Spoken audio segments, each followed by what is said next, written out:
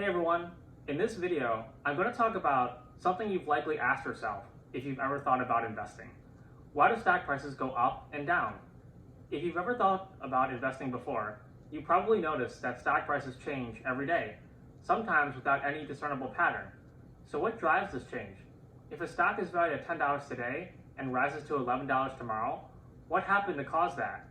The reality is that there are many factors that determine the price of a given stock. It can be challenging for even the most experienced investor to predict if a stock will go up or down. But don't worry, simply understanding what these factors are will help you to become a better investor and make more money. This is a pretty comprehensive topic, so I'm going to break this up into two parts. Today, I'll discuss the emotions you might feel when investing and how those emotions can cause stock prices to move up and down. I'll also talk about the things you should look for in any company you're thinking of investing in. Next week, I'll talk about the economic and political factors you should think about before making any investment. If you want to know when part 2 is out, please consider subscribing to my channel and click on the bell to be notified when that video is posted. Now, let's get started. After you're buying your first stock, you'll likely experience a range of emotions as its price moves up and down. The most common emotions are surprise, disappointment, fear, and greed. Surprises occur when a company does something that is unexpected, like release a product that is more popular than anticipated. Think back to 2019, when Popeyes came out with their new chicken sandwich. That sandwich generated tons of free marketing buzz for the company, which resulted in many people visiting Popeyes, even though it wasn't part of their normal routine. I was definitely one of those people. It also cemented Popeyes as a place that some people would continue to visit long after the sandwich was initially released. If you were the type of person that went to Chick-fil-A once a week, maybe you would supplement or replace those visits with a trip to Popeyes instead. Stock prices can react to both unexpected increases in short-term and long-term demand. If you can find a company that brings in new customers with creative marketing and innovative products, it's likely you have yourself a great investment. The second human emotion that can affect stock prices is disappointment. If you're thinking about investing in a company, it's likely that you think highly of it. Despite your best intentions, the companies you invest in will inevitably fall short of expectations from time to time. 2020 was a prime example. In the beginning of the year, the US economy was booming, and demand for experiences like travel was at an all-time high. As COVID began to spread, people began traveling less, and many airlines saw steep drop-offs in demand for flying. This was completely unexpected, and many airlines saw their stock prices decline dramatically as a result.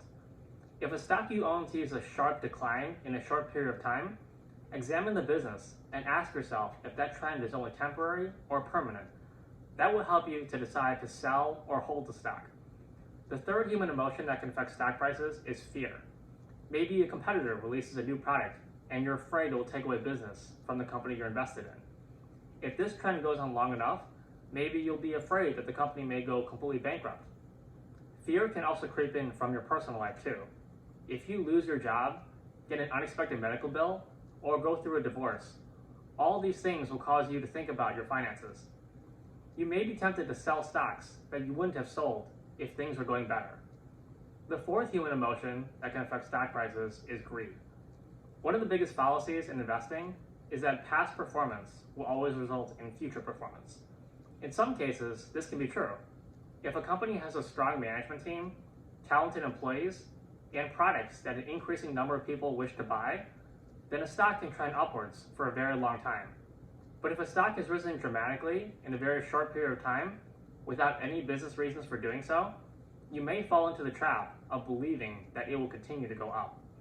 A stock that is rising quickly has the tendency to draw in investors that haven't researched the company, don't know anything about it, and are only buying the stock because they believe that they will be able to sell it to someone else at a higher price later.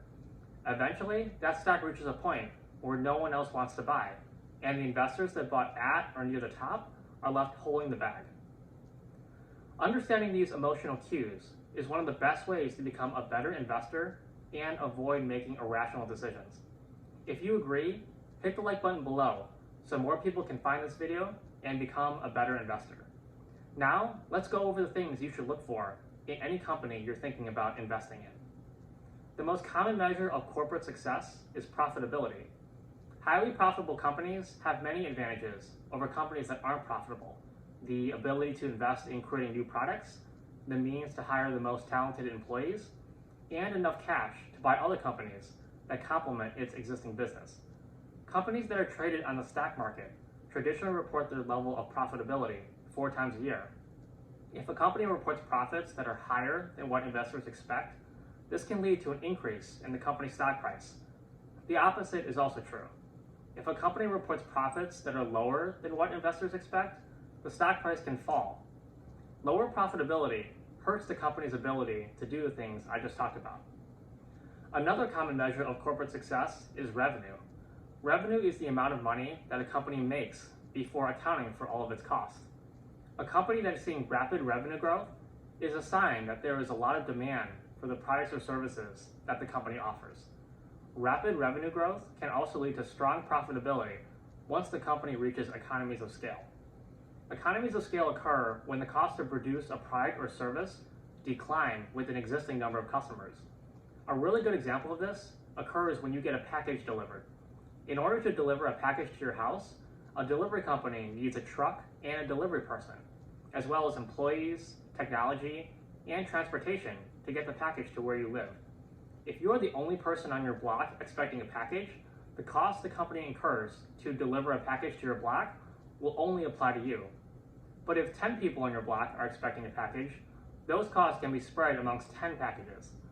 This makes the cost to deliver a single package to your block 1/10 of what it will cost to only deliver to you. Having a larger customer base and a larger revenue stream with lower cost per delivery will lead to an increased profit margin for each package and increased profits overall for the company. Of course, the opposite is also true. Declining revenue can be a sign that customers aren't as interested in a company's products and can lead to declining profits. Just like profits, companies that trade on the stock market report revenue during their quarterly earnings. A surprise or disappointment can lead their stock to rise or fall. One of the most dramatic things that a company can do to affect its stock price is to do a corporate action.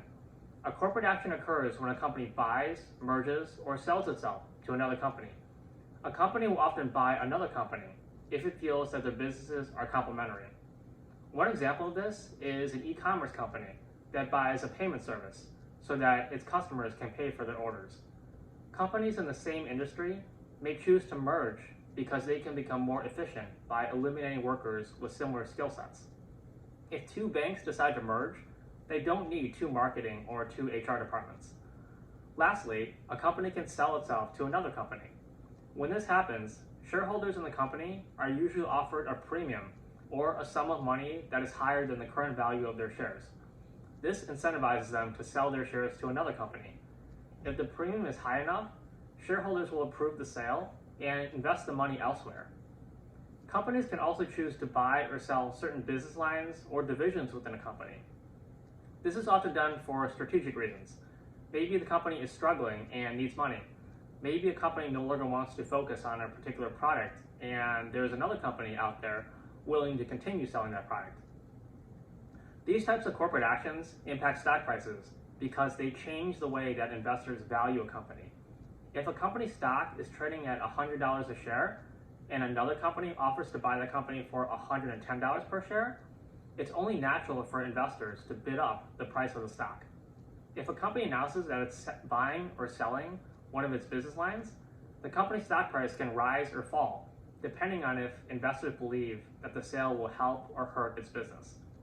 These are just some of the factors that can impact stock prices.